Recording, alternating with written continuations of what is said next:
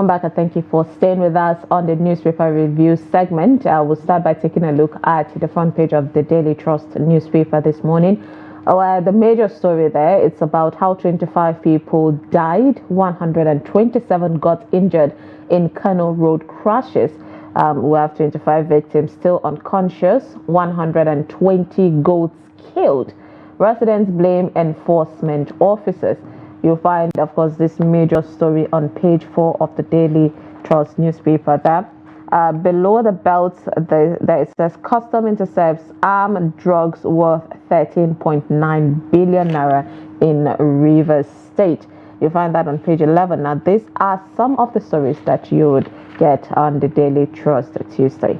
All right, now let's look at Thisday newspaper, where if you're looking at getting a story on why Nigeria needs a new presidential jet. Last aircraft bought by Obasanjo used by 4 Nigerian leaders, and also have any unforeseen circumstances will have national implication. Findings revealed. All right, still on the story on the front page of Thisday, we have Cardoso said non-bank financial institutions key to regional integration, economic stability.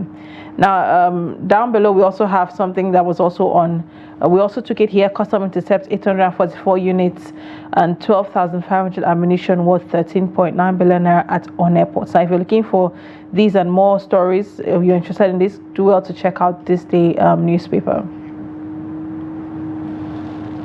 All right, that's it, I think, for the daily. Let's move on to The Guardian.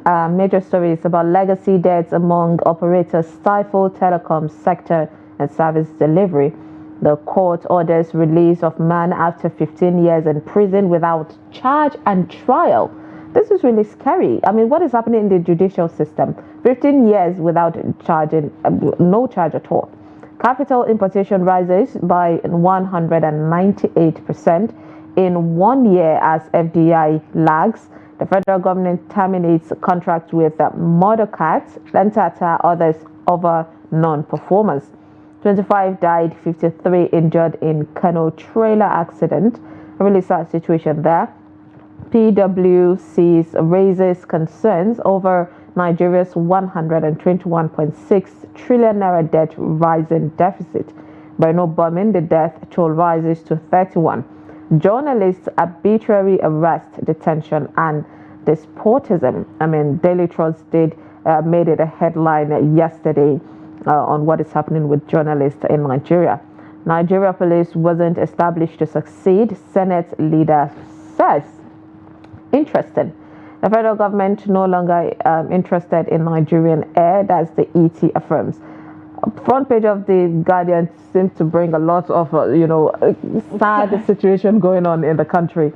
But these are the stories that you find on the Guardian newspaper this morning. Now, let's take a look at Vanguard. Right on top of it, retail sales volume down 50% in 1 year. Supermarket owners complain. Now, we also have on the top left, federal government sacks 3 contractors handling Obajana Benin Road. Now, we also have on Vanguard how federal government, on the 2024 Hajj, how federal government, 8 states splash 100.6 billion naira on pilgrims. Now, another story on Vanguard front page, Wike to Kingibe will unseat you in 2027. Now, the major headline there, slums in port operations put 40,000 jobs at risk. That's an investigation on Vanguard newspaper. We also have a story there saying 63% of Nigerians still wallow in poverty. Now, on the bottom left, Goza attack Shetima visits as ACF Southern senators want action against terror.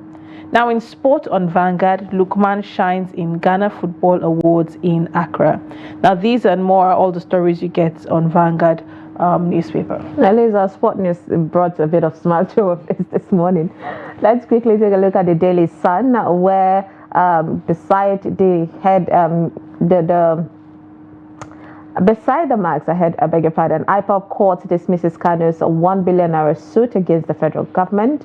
Major story is the One Port Rivers Customs impounded about 844 rifles worth 4.17 billion naira duty, and there is 112,500 rounds of ammunition also intercepted. Below there, we see Pictorial of the Speaker, House of Representatives, Tajuddin Abbas, Minister of the Federal Capital Territory, Nyesom Wike. Also, we have the Minister of State FCT, Maria Mahmood, Managing Director, Planet Limited, Abiodun, and others during the official inauguration of the construction of Mabushi Bus Terminal in Abuja. I mean, we need, of course, more bus terminals to curtail, the excessive hold-up and all of that. Below that, we see minimum wage. 26 states may be unable to pay. That's according to budget data reveal. Gunmen shot 1, abduct 20 in Ogun. Borno bomb attack, death toll is 32, and the VP visits Goza and the victims. Pandemonium as explosions rocks Zungeru hydroelectric dam in Niger. That's really sad. NDDC summit to develop new strategies for regional growth, says commission's boss. ECOWAS sets up committee to settle Burkina Faso, Mali, Niger disputes. Now, we haven't heard from them, so I can't even wait to dissect that situation. Olubadan's marking day constitutes coronation committee. Now, these are some of the stories that you'd find on the Daily Sun this morning. Let's join our reviewer who is here in the studio, Dr. Theophilus Abba, the Program Director of Daily Trust Foundation, joining us to dissect the front pages. Good morning, Doctor.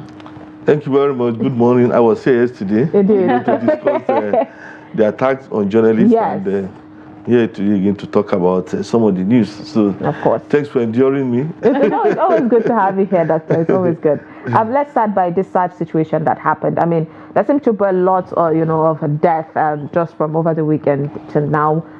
There was a massive trailer accident that happened in Kano Road, and it caused about 25 people's death, and 127 people got injured. That's a major road accident, Doctor. Why do you think, we keep having this continuous road accident in Nigeria? Well, it's quite unfortunate that we had such an accident, and there's condolences to the family members of those who are gone. From the report, we understand that about 25 more persons are unconscious. They will now talk about multiple injuries. So it's quite unfortunate, and at a time like this, you see, we just have to condole the families to just accept it as how life is. But from what we have read, the accident that, took so many lives wasn't the first. If you go through the story, it's like there was similar accidents. And those accidents involve the overloading, not just of goods, but of people, in trucks. People being put together in trucks, and understand that even the flyover where, this accident that led to the death of 25 persons occurred, that there was something similar to that some weeks ago, And then I think the reporter attempted to bring other similar incidents or other accidents, all of them relating to overloading.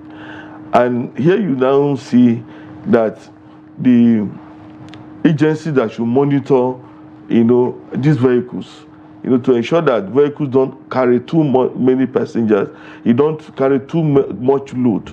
I don't think they are actually doing their job, because these vehicles were not within Kano, this interstate, maybe between Kaduna, and Kano. And I know they will have a road safety, federal road safety corps on the highway. Now, what is their job?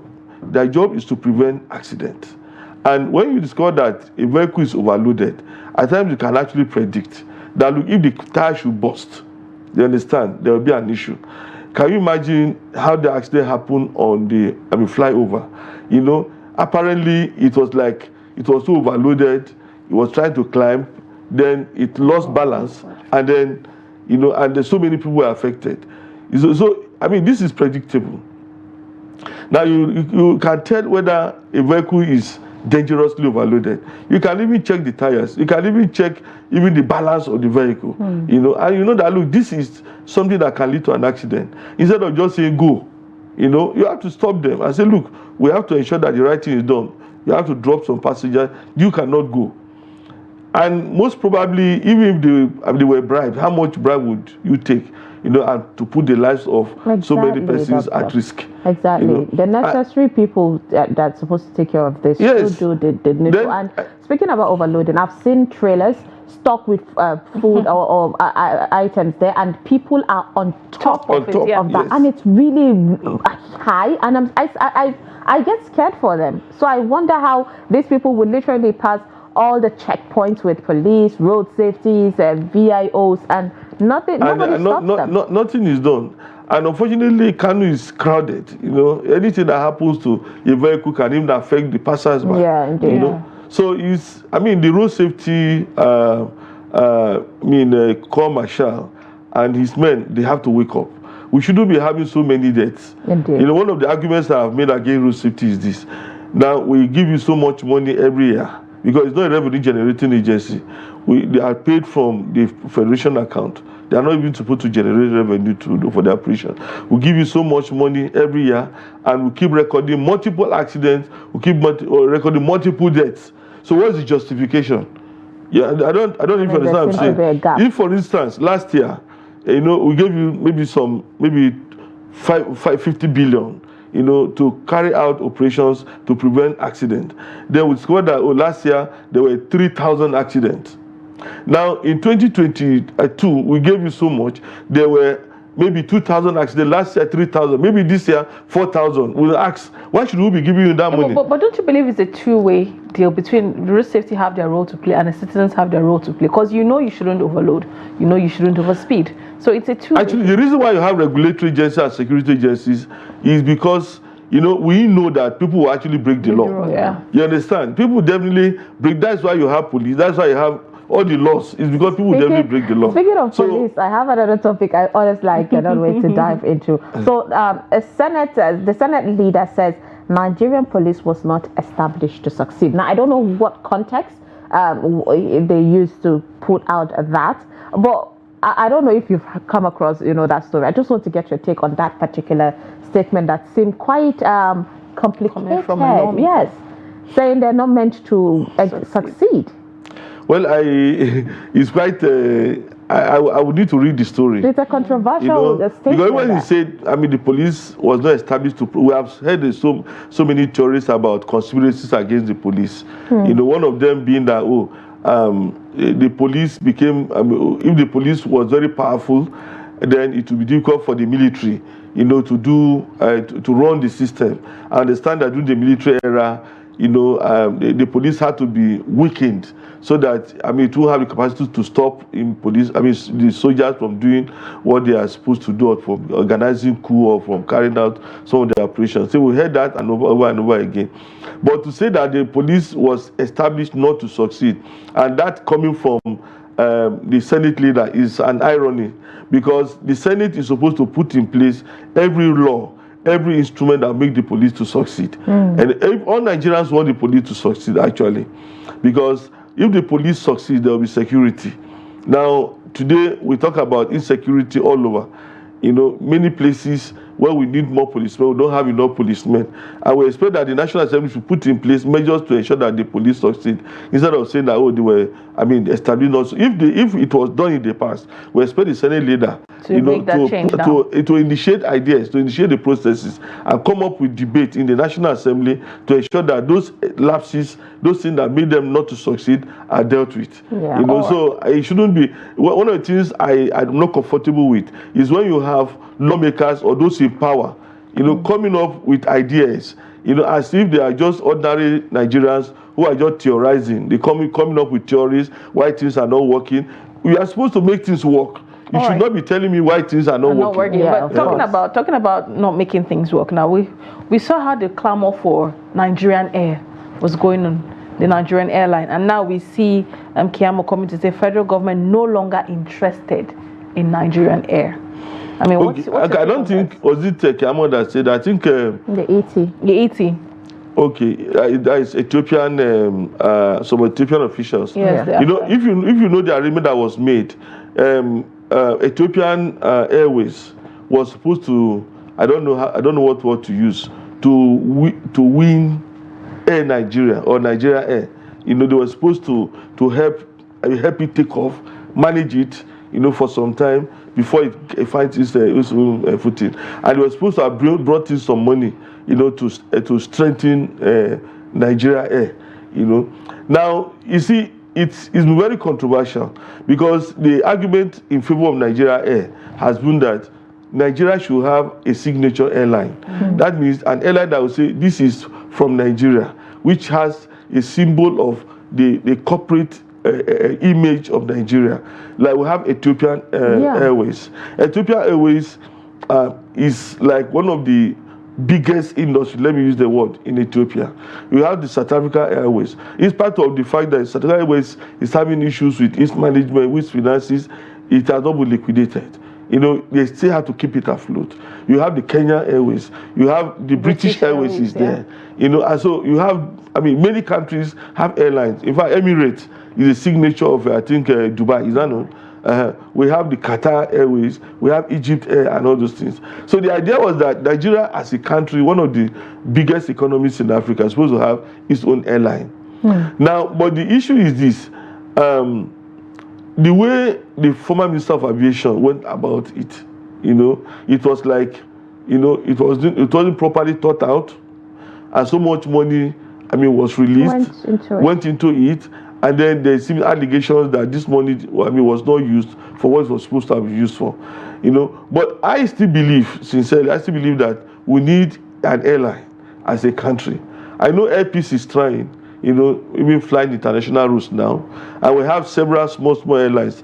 But if government, comes up with this idea of saying, look, we need an airline that will be like the symbol, a signature of Nigeria, that can fly from one part of the world to another. At least it won't be bad. Minimum Nigerians can fly the airline, because Nigerians travel a lot. Nigerians travel, even all over Africa. Because Nigerians actually, form the bulk of travelers from Africa that go to other parts of the world. So we will have an airline, that will cater for even the travel needs of Nigerians. It will help. Yeah. But to say, apparently, with what Keyamo said recently, he said, look, the thing was fraught with corruption, and so, it's no longer a viable project. Fine.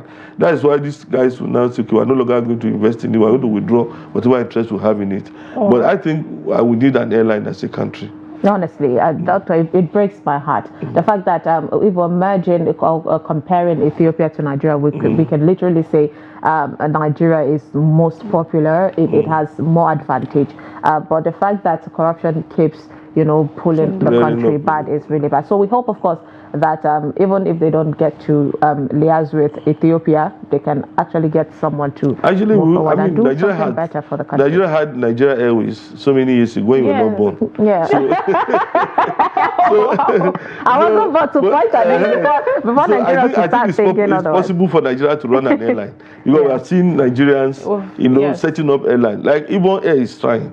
We just hope we hope we have something that will state can have an global. Doctor, I want to get your take quickly on this minimum wage, where there is a new budget data review saying that 26 states might not be able to pay. Quickly, what's your take on that? Well, if you look at budget data, the budget uses data that is available, to make predictions. Let me use the word prediction loosely now, because they are looking at trends. Now, but the reality is this, that there's so much money, internal revenue in states that are not declared. Most of them stolen. You see, I think there's one newspaper that did the story about, I think Molwes in Lagos, or Danfo drivers in Lagos. They looked at how much they paid, every day. And their number, I think they have their number, because all of them were registered. They have their number, how much they paid every day, multiply by 12. Multiply by 30 days or maybe 25 days. And they discovered that these guys were generating as much as 30-something billion every month in Lagos. Let me tell you, see, we did a training in some states. Almost every state that we did training on budget tracking and investigating public expenditure as a foundation, we get to know that what enters into the treasury is not up to 10% of what this revenue agents generate. Okay, but so using Lagos State, using Lagos State as a milestone to judge other smaller states that don't have such facilities, like we have Cross River, we have states who are Abia State that are civil servant-based states. See, let me tell you, most states are generating revenues. Okay. Almost all the states are generating revenues. The fact is that this money doesn't enter the treasury. And so the data that budget used is the declared amount. I don't know if you know what I'm saying. It's what the state government declared as their IGR that budget has used. So what I'm advocating is this: that there's need for us to reduce the level of corruption in revenue generation. Now, you know, when we discuss budget, we only talk about expenditure. We don't all focus on the revenue element of the budget. Now, the revenue element of the budget is where money is stolen. Let me tell you an experience I had. There was a time when I was reporting for another newspaper, not Daily Trust. I was posted to a state, and the local government chairman wanted to talk to journalists. So I went to local government chairman's house. Now there were bags. Ghana must go bags of money brought into the chairman's house. And when we're talking, he said, you see, these people they are foreign people. So what is it? He said, you see, this money is the revenue for today from the markets.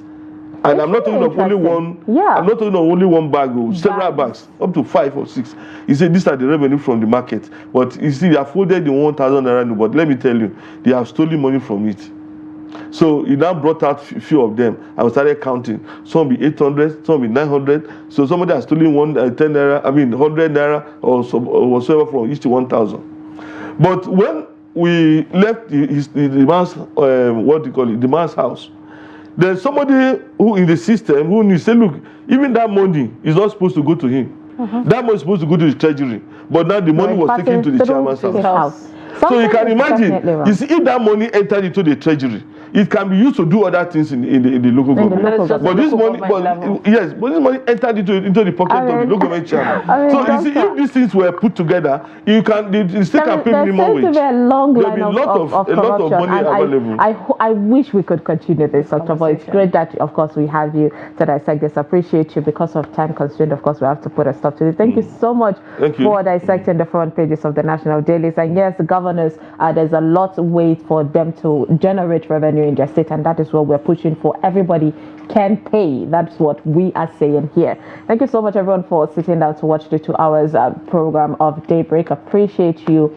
Please do stick around. At the top of the hour, Adeni Ajishafe would bring you 360 Sport. I am Sumaya Abubakar. To have a lovely Tuesday. And I am Lilian Ogazi. Do have a lovely Tuesday ahead.